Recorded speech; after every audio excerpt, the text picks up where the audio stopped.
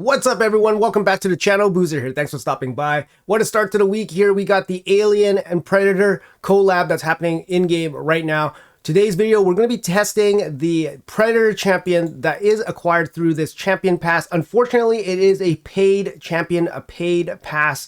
So at this moment in time, we cannot acquire this champion any other way. In the future, there's most likely going to be other ways to acquire the Predator, such as through shards and prism events, similar to what they've done in previous collabs like He-Man and Xena. You can kind of see here the non-paid pass. You get a ham at the end. Unfortunately, it's not going to be as close. We do get the avatar for free as well, but you do have to pay for the Predator champion. So is this champion actually worth picking up? Is it worth the money to actually buy this pass? You can kind of see here in terms of US dollars, we're talking about 40 US dollars, and then you still have to grind through all of the days to get the champion.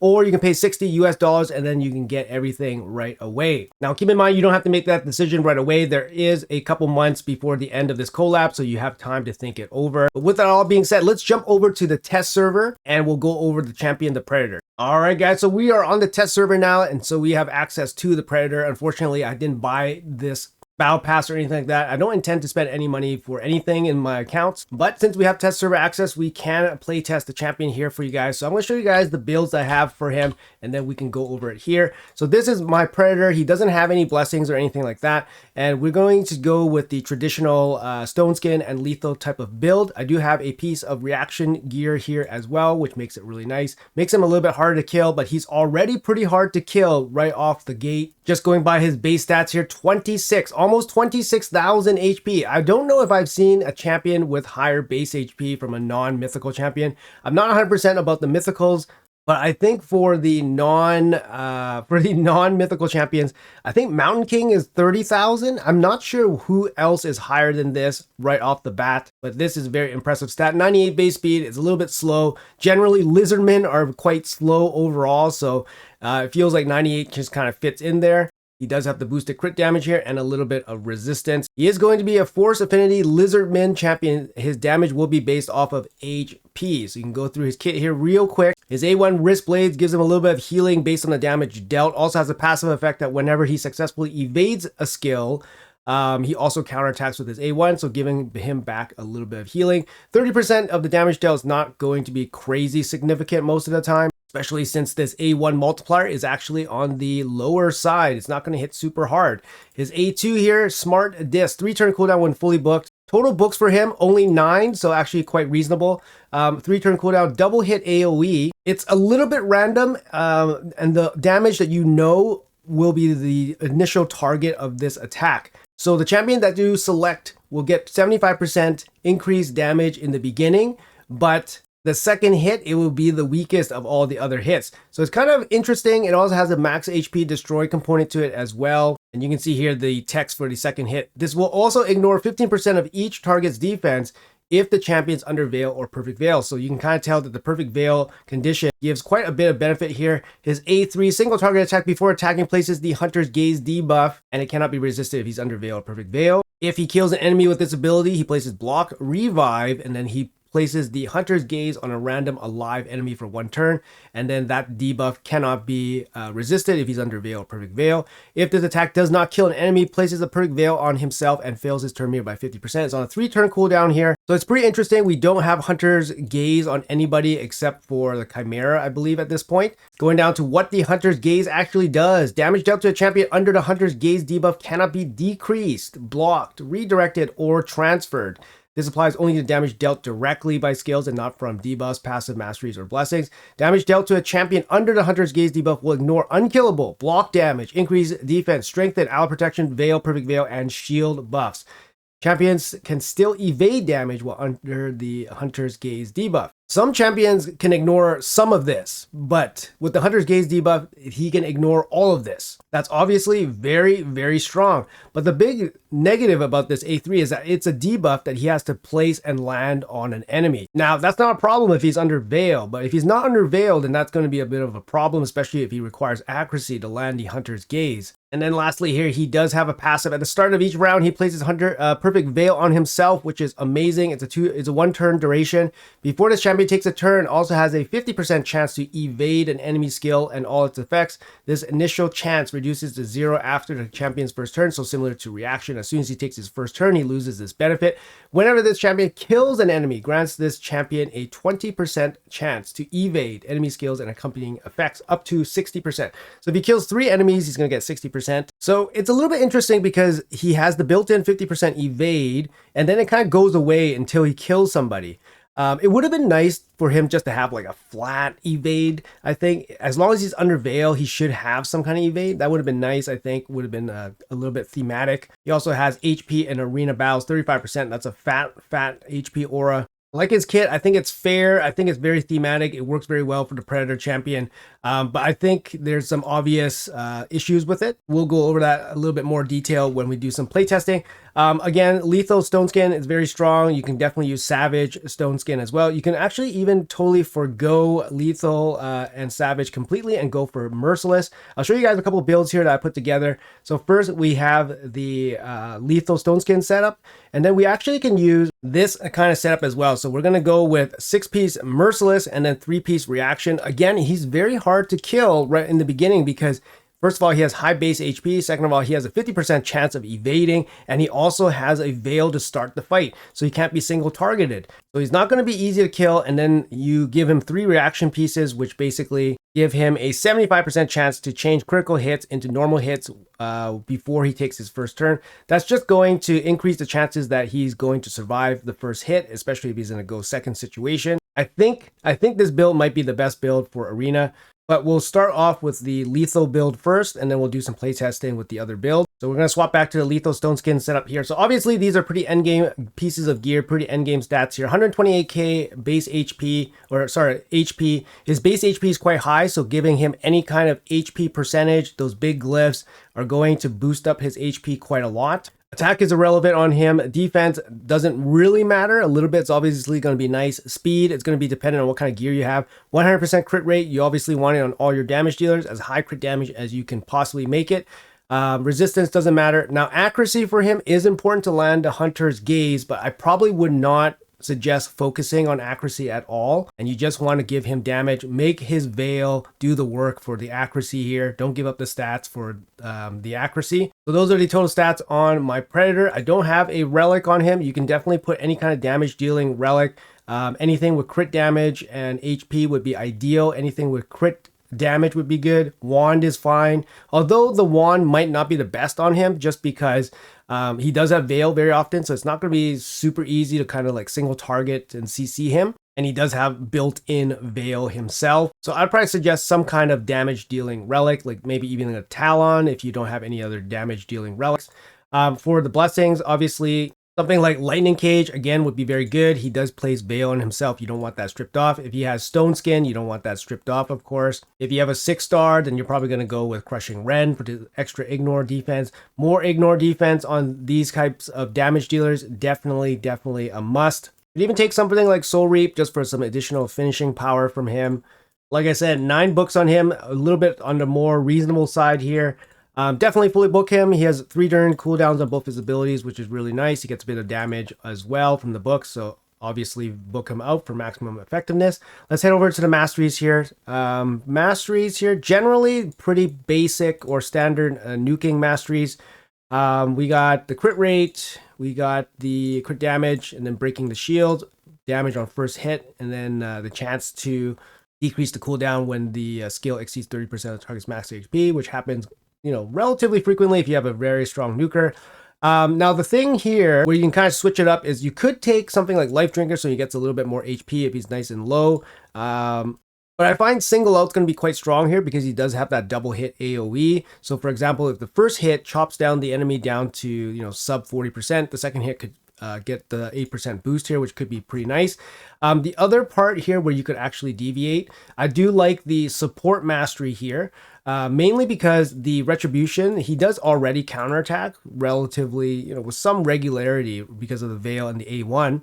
passive effect going off and all that. So I like going down the support tree here. Obviously, you're going to get a little bit of value from rapid response, a little bit of value here from cycle magic if you get the AoE back. And then lasting gifts here is going to be really good because it does have a chance to place a 2-turn perfect veil. And since his kit relies a lot on perfect veil, having this go off for 2 turns is going to be really, really good. You could even take, instead of the A1 methodical here, you could even go for blood shield to get a nice juicy 15% shield on him. I mean, that's going to be pretty significant because his HP is quite big. So blood shield could be an interesting choice as well. But these are the picks for me. This is basically like just pure damage. If you wanted to go for a little bit more survivability, you could go life drinker, you could go blood shield, or even both of them together. And that would be perfectly fine as well. Let's take him in for some damage testing and see where he stands against some other HP-based damage dealers. All right, guys, so we're going to take the Predator in against the Dragon Wave here, the Void Wave, and we're just going to test out some of his abilities to see how well he performs here. All right, so boost out with the Arbiter, and then we're just going to jump into the A3 here. So, sorry, the A2. So the A2 with the Veil will get the additional 15% more damage bonus. Also, the champion that you target will receive the initial 75% increased damage. Unfortunately, for ability like this, because there is some randomness involved, you're probably going to have to take like the average outcome for this. So between 75 and 15. So that would be probably the only fair way to kind of do the damage expectations. So let's try to do the A2 here. We're under Veil, so we get a boost. Let's check it out in 1x speed. I love the triangles. The triangles is very thematic. It works really well. Let's duck out here and see what kind of damage we're putting out. So 575, we're going to do 3 of them just so we can get some consistent numbers. So 575, we're going to start it again, targeting the same champion, leaving again. Nobody's dying, which is fine. 508. So we can kind of tell where the Helm Smasher is coming. So 508 to 575. Let's do one more here. And yep, we're going to do that. Love the triangles again. 508. This one's 626. So let's try one more time. Let's do 4 tests here. 626, 508. That's kind of the range that we're looking at. And this one will be 609. Now I'm just going to keep track of some of the damage here on the bottom right-hand side. We do have the multipliers available for the Predator already. The A1 is a 0.26 multiplier. It's actually considered a bit on the weaker side. The A2 is a double hit with a 0.19, so that's a 0.38 after both hits, which is considered quite strong. It's going to be in the godlike territory.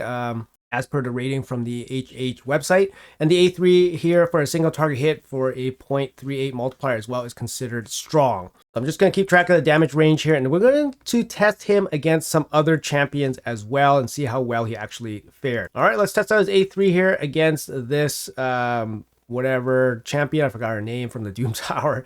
A3, and Hunter's Gaze is applied, and we're getting 77,000 damage. Let's do it a couple more times. All right, A3, and this one's doing 80,000. All right, do it again. Hunter's Gaze applied. 54,000.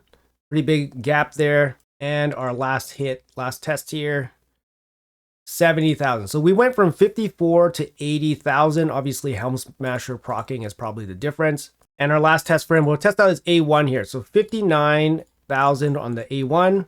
Test it again. 40,000. Test it again. 36,000. One more time. 3642. So I think that went from 36 all the way to 49,000. So just gonna write that down real quick. So 49K here. So based on the multipliers here, we can kind of see that the A1, of course, is the weakest. That was totally expected. The A3 also is not that much stronger than the A1, it seems. A bit stronger, but nothing too crazy.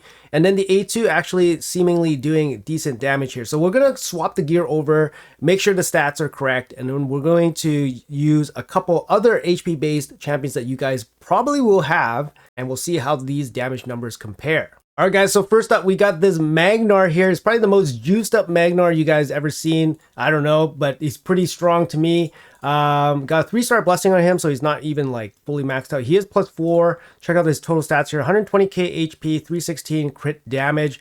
He's a couple thousand short of the Predator's overall HP, but he does bring a couple more bits of crit damage, so relatively close in terms of stats. No relics. We do have a blessing that won't really help him in any way. We are running Helm Smasher here with similar masteries, so I would say this is a pretty good comparison here. All right, the same damage test here with the Arbiter against the first Dragon Wave here.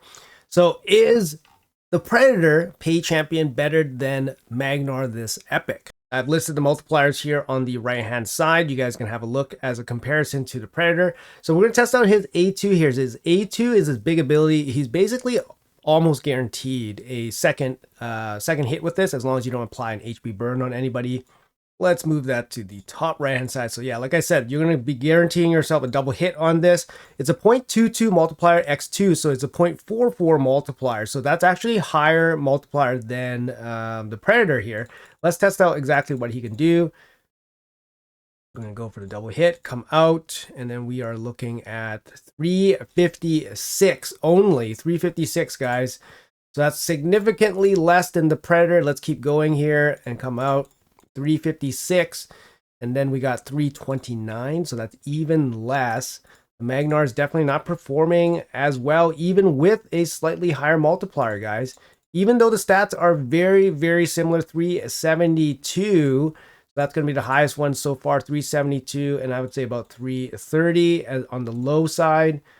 372 is the high marker here, and that's going to be it for the A2 in terms of damage. 372 is the highest, so we're going to mark that down. And then while we're here, we're going to check out the A1 and the A3 as well. So the A3 on Magnar, 0.37 over HP, very similar to the Predator's 0.38. Let's check out the overall damage here, targeting the Doom Tower champion. I forgot her name, Liburgera or something.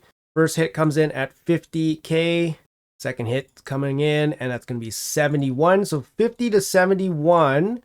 Let's keep going here, 50 to 71. Not too bad on the A3, 72. So we got the low marker at the 50 and the high marker at the 72.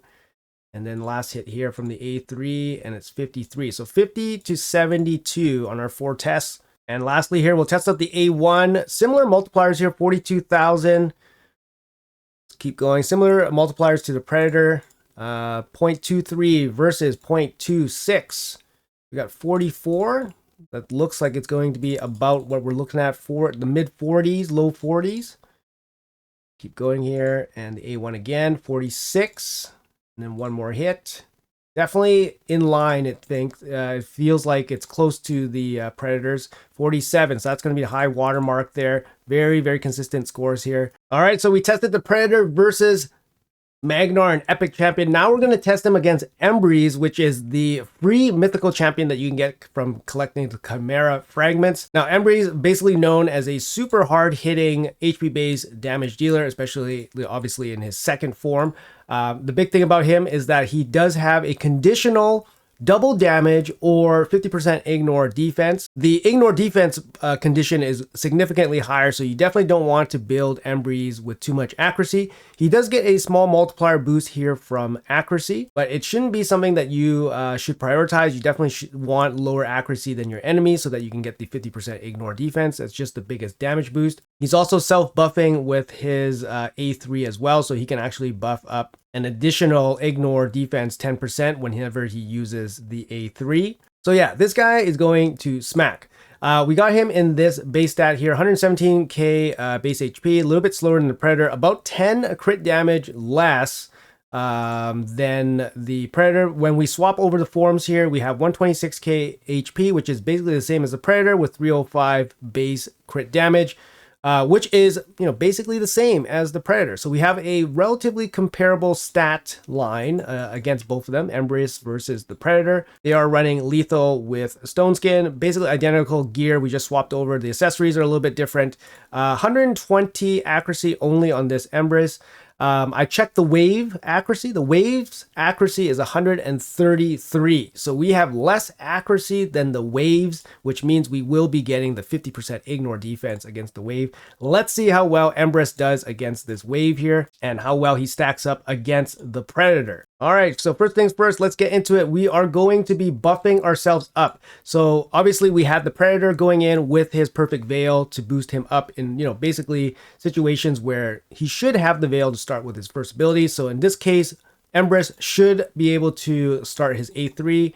So let's do that. We're going to get an additional 10% ignore defense. And then we're going to use his A3 here to get the ignore 50% ignore enemy defense because we have low accuracy. And then we can do the big smack. Let's see what's his total damage output, and it's going to be 543. So that's going to be the first marker here, 543 for Empress. Not looking too crazy relative to the Predator, or the Predator is actually looking very crazy relative to Empress right now in terms of this AoE hit. Let's keep going here. 543, 529, so 529 to 543. Let's keep going. Let's see what else we can do here. We are buffing up with the A3 first, so we're getting the extra 10% ignore defense. And then the smacks here do have 50% ignore defense. And 548, very consistent. So 520 to 548 so far. Very consistent line. Let's see if we can spike up a little bit higher here. And boom. Doesn't look like that one's going to be it. And there you go, 535. So 520 to 549, basically 550. Going to put that down here in the note. And you can see his multipliers here, 0.28 on the A2. And then you get a small bit of multiplier addition with the accuracy. We only have 130 or 120 accuracy on him. So that's going to be an extra 0.012. So his actual multiplier is A2 for my Empress is 0.292. So it's going to be significantly less than both Magnar's multiplier and the Predator's multiplier. But of course, he gets that ignore defense, which is pretty crazy. Let's jump in and test his A1 here a little bit. The multiplier should be the same as the Predator, or very close to, about 0.26. But then he does get the 10% boost from the A3 here. So let's test out the A1. Look at 63,000. Yep, definitely hitting way harder than the Predator's A1. We can try it without the A3 boost and just test the A1 without it. So let's test that out as well. Without it, 33. So a little bit on the weaker side, but that's what happens without the A3, the ignore defense boosting.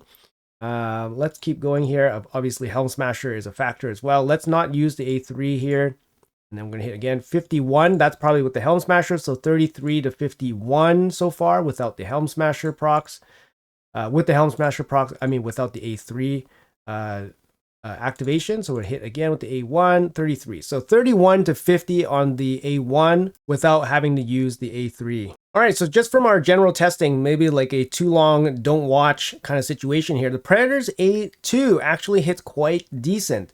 Based on the amount of damage that we're putting out with the Predator, it does seem like it was very comparable, at least maybe even slightly better than what Empress was putting out, even buffing himself up with the A3. So the A2 definitely looks hopeful. Now the A3 on him does not seem particularly overwhelmingly strong or anything like that. Also his A1 definitely a little bit on the underwhelming side and nothing special at all. Obviously his A3 is going to be a little bit a little bit neutered a little bit just because it's so strong. It does have block revive, it does bypass all this stuff, so they have to balance it out a little bit by making it not hit as hard. Now, I thought this was an interesting damage comparison because we're comparing against a epic Magnar and of course a free mythical champion Empress. There's going to be benefits to both of these kind of different champions. The epic and the mythical obviously have advantages over the Predator being a legendary. But yeah, let's test him out in some real world teams and see how well he actually performs. Let's test him out. All right, let's jump into this fight here. So we're going to lock him out. We're probably going to try to go first, and then we're going to try to get the hit here. Let's see what we can do against this kind of team. Looks pretty tanky. Marichka's here. We're facing against Empress as well. Looks like he's going to go first with the Marius Slam. We are protected by the shield, so that's all good. We're going to buff up here. We're not going to get additional benefits from any of the buffs. They don't really buff up damage or anything like that. We don't have Heaven Cast or anything like that either. So we are going to be attacking at full HP. Let's see what the AoE is going to do. So the AoE on the first hit is going to be dealing the most damage up front, right? And then the second hit against the selected target is going to do less damage. So let's try to kill the tankiest champion. All right, let's try to kill the tankiest champion. Let's go after Marichka here and see what we can do. 1-time speed and beep beep beep beep beep. Ooh, a lot of things dying. I mean, we wiped out the entire team except for Marichka. That's really, really nice in terms of the overall hit strength there. I wasn't expecting him to just wipe out the team. Let's do the refresh here. We get the refresh. So let's try again. We're going to buff up. Let's see if our A3 can actually do something here. The A3, we're not going to be able to, probably not going to be able to land a Hunter's Gaze, but we can try. Let's try. Let's target Embreeze because we don't want him to transform. Slow down for the cameras and oh, 94k, actually pretty good. That's pretty strong.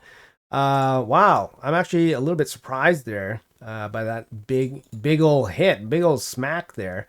Unfortunately, the Predator has a hard time getting the Veil back, which kind of sucks. Let's go into the A1. 54k on Marius. I mean, not too bad. He is a defense-based damage dealer. So he will be taking a little bit less damage. But you know what? Not a bad first outing there. Let's try against this team. This team's going to be way more tankier and way more harder to kill. But let's see what we can do here against this team. All right, not auto. All right, we're going to go first. Let's see if we can remove some of these buffs. And no, that sucks.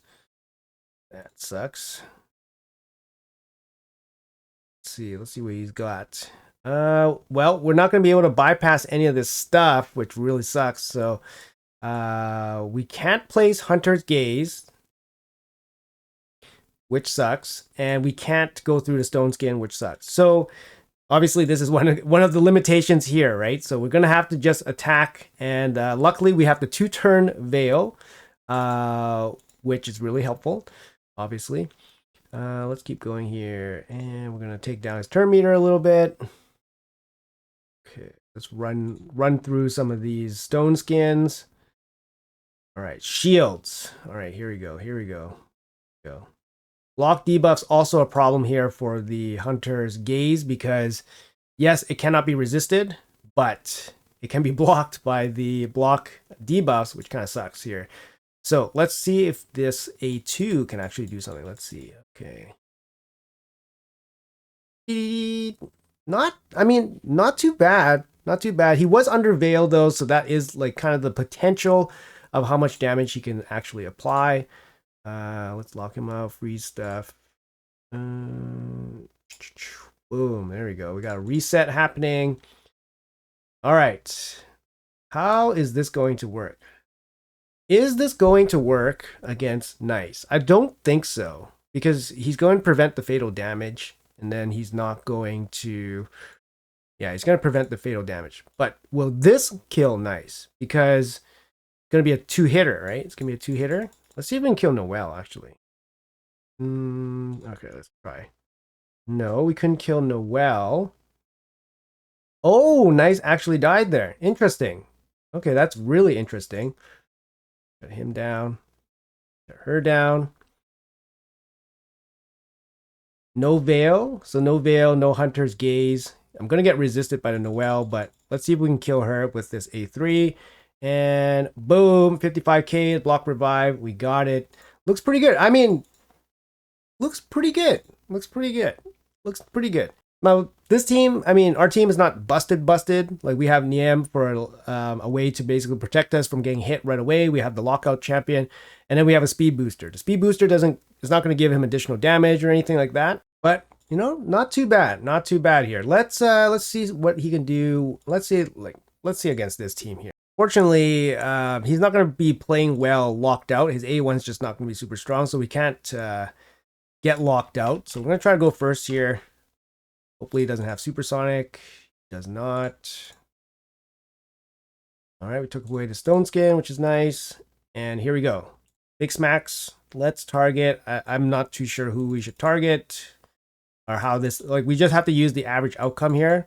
Let's go after, I guess, Let's go after Narcisse. Why not? Oh my goodness, we actually wipe out the entire team. Pretty cool. Pretty cool. Not too bad, right? All right, now this team looks to be pretty tanky as well. I mean, we got the Harima here to make his ignore defense work only at 50%. I know his Duchess has some resistance here, but let's see how well this is going to do against this squad here, especially the Harima. The Harima is going to be the big issue here.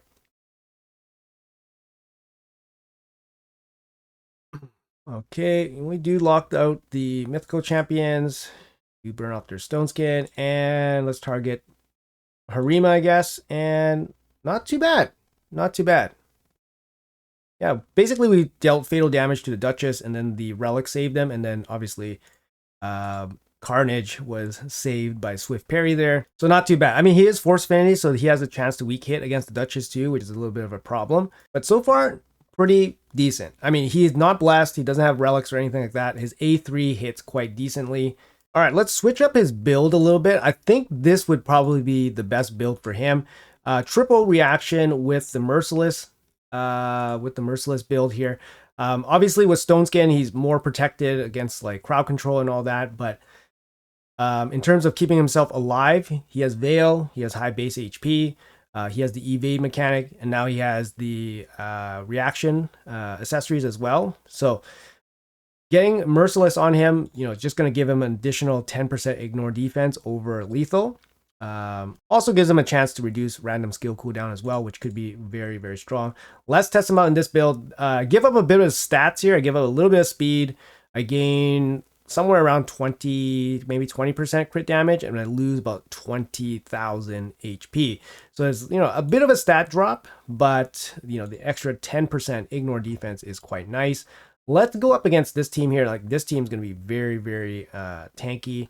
More than double my player power. I know player power is not super, super relevant sometimes, but it at least shows that he has some pretty good gear on him. All right, this is the team I'm going to be using, basically like a slower team trying to survive. This team's going to be really slow, but it's going to be super tanky. Let's see how well we do against this team here. I assume they're fully geared, obviously 1 million player power team. Let's see what we can do here. So, got the shields to survive. Don't think anybody running sheep. Oh, Marichka's running sheep. Careful there, I guess. Block damage, so a little bit ugly there. You just got to wait this out. See that evade happening? That was pretty cool. I'm gonna have to wait this out a little bit. And ally protect everybody. Transforming, okay. And we can sleep you. Transform and slam. He doesn't go through block damage. That's great. Okay. Let's test. Okay, we don't have Veil. That's a bad thing. Let's test out the. No other way to get Veil. Only the A3 gives Veil. Can we block damage one of these guys? I mean, sorry, can we block revive one of these guys? That would be pretty insane. We are running the merciless build here. So let's see if we can block revive this guy here. Not quite. 41k is not really gonna get there. He does have the 100 mark on now, which could be pretty significant. Block damage.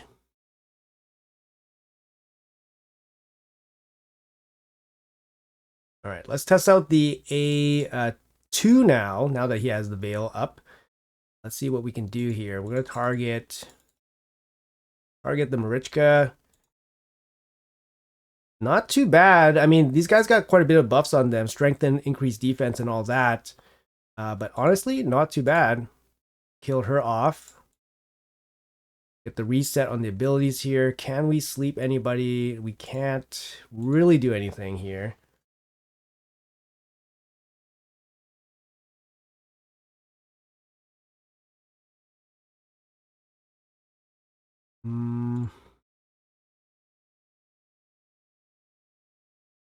Okay.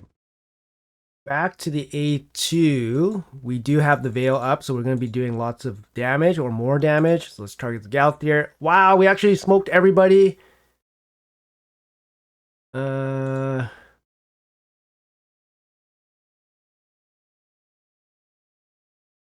oh, can we drop the Galathier? Not quite. Not quite. Oh, evade. Oh, that is spicy. That's spicy there. The evade happened. We did kill 2 champions, right? Block revive. Boom. There we go. Block revive. All right, now we have to deal with this nice. Bum, bum, bum. Use defense with the shield. There we go. Wow. This team actually did it. I'm actually really surprised that this team actually did it. I mean, obviously, maybe Scratch, put in more of like a fun team, but these are some pretty serious champions here with some serious, blessings and all that stuff. And Predator doing 740 damage here. He is in the merciless build, so he's going to be pitching in a bit more damage. And he doesn't have a blessing, and he doesn't have a relic. I mean, not too bad, not too shabby. And he's always going to be a threat here with the A3 with the block revive, even without the high multipliers on it or anything like that. Honestly, I'm kind of impressed. I'm kind of impressed overall with his performance, especially considering that you could, juice him up even more with a blessing and relic. And then he's just going to deal more damage. Now, his A1's, definitely going to be not super great. He's not going to be getting crazy healing or anything like that. And his A3 definitely a little bit on the lighter side in terms of like a kill shot, single target. But they're on 3-turn cooldowns, which is not too bad. All right, guys, we're going to test him out a little bit here for PvE just to conclude whether he's actually usable or not. I don't think he's going to be a great PvE champion. He's mainly an arena champion, but we're going to put him in some Hydra content. Just going to show you guys total stats here for the Predator in a 9-piece merciless set. So he's going to get more of his AoEs and his A3 back with extra turns and all that. 352 crit damage here, 96k HP. So obviously cutting a bit of the HP, getting quite a bit of crit damage in exchange. Here, we're going to sub out Taras, and we're going to compare him against Taras. Taras is going to be a very, very strong PvE option.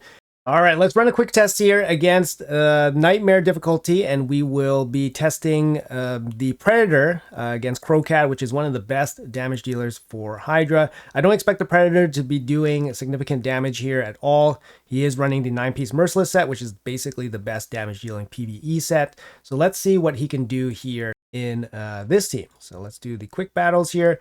Again, I don't expect him to do quite a bit of damage, but maybe he'll be viable as a secondary kind of DPS.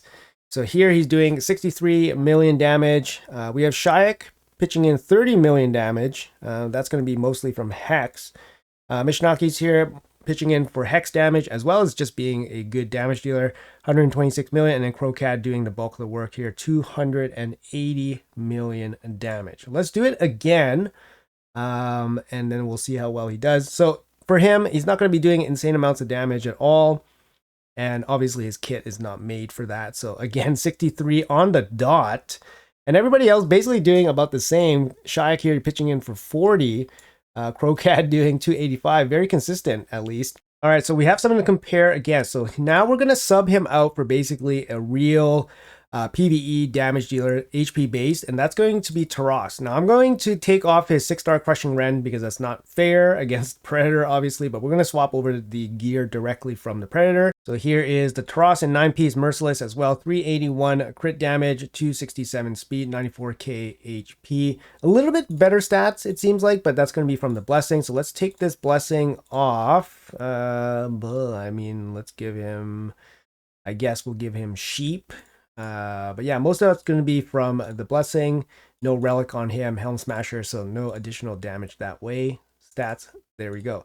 So let's run him instead of the Predator here. I'll just test out his overall damage comparison here. Taras is going to probably do at least double what the Predator is going to do, maybe even triple. 112 from Taras, so about double, just about double. Let's see, Mishinaki 127, Crowcat again doing the bulk of the work. Keep going, let's do a couple more. Taras, yeah, definitely dealing significantly more damage. This is a pretty buff heavy team too, so Taras is going to be shining. He's going to be shining in this team a little bit here. 106. This is without any crushing rend or anything like that, but damage increasing. Crocrad's damage was definitely quite high on that last run here. We'll do run more here just to see if Taras can spike up a little bit here, but 127, so about double. So he deals about double what the Predator does. Now, honestly, Taras deals quite a bit of damage for Hydra. So for him to do double what the Predator does, it's not too surprising. But for the Predator, he actually performed not too bad. All things considered, he could definitely do way worse. So can he work for Hydra? Sure. But is he going to be a significant damage dealer? Probably not. But that doesn't mean he can't fit in for one of your, like, you know, tier C teams and then just help pitch in a bit of damage, especially if you don't have many champions. So he's not totally useless in this content. You can still pitch in a little bit of damage. Anyways, guys, that's going to be it for the video. Let me know in the comments below what you guys think. It was a pretty extensive video. We did quite a bit of testing on him. Honestly, I am slightly impressed at his A3. I think his A3 actually deals pretty good, but you guys can kind of see from actual gameplay that he does run into some issues. Like, for example, block debuffs will shut him down. Stone Skin will shut him down. Placing the Hunter's Gaze without Veil, that's very difficult. Obviously, he's not going to have a lot of accuracy on his A3, right? So without the Veil, it actually becomes quite worse, his overall general kit. And it's not actually particularly easy for him to place Veil on himself. He needs to place this A3 or have this A3 available so that he can place the Veil on himself. Outside of his passive, right? Outside of his first Veil that he has. Now, like I said, with the Mastery set, you can definitely go down to Lasting Gift. I think I really like the Mastery set on that I have on him. I think it works out really well. I also really like this build for him for Arena. 6-piece Merciless with the triple reaction. He's not easy to kill, right? In the beginning, he has Veil on. He has the 50% evade damage. The evade is actually pretty cool once you start killing guys. And then, of course, if guys start reviving and then he can kill them off again, he's going to be extremely hard to kill, especially if you have like single target nukes types of abilities, because you now are facing potentially a 60% chance for your ability to do nothing against him. So he can be quite difficult to deal with.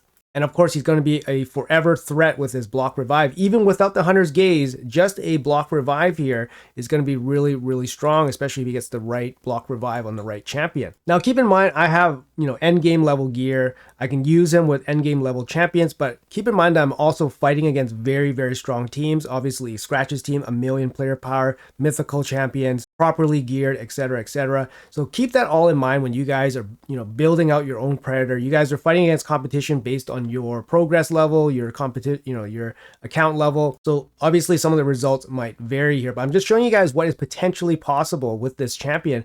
And honestly, I think there's actually a lot of good things to like about him. He's not total trash. I've been hearing people talk about him. He's total trash and all that. I don't think he's total trash, but I don't think he's OP or anything like that. He definitely requires a proper team to be built around him to deal with those things that make him weak, like for example block, debuffs, stone skin, things of those nature that he cannot deal with. But as a generalist damage dealer, he's actually not too bad. Anyways, guys, like I said, this is going to be it for the video. Let me know in the comments below what you guys think about him. Have you guys picked him up? Are you guys using him anywhere? He's going to be particularly good in the lizardmen faction as well, since especially if you lack damage dealers for lizardmen, he's going to be quite decent there as well. And naturally, based on his type, his champion type, HP and Force, he definitely could be useful for places like Centranos as well. HP based damage dealer is very nice there. But yeah, you guys let me know in the comments below what you guys think about the Predator. What do you guys think about the showcase? Let me know what you guys are using him in, how you guys built him and all that. If you guys made it to the end, make sure you guys hit that like and subscribe button. It really helps the channel out. Thank you guys for watching until the end. Appreciate you guys,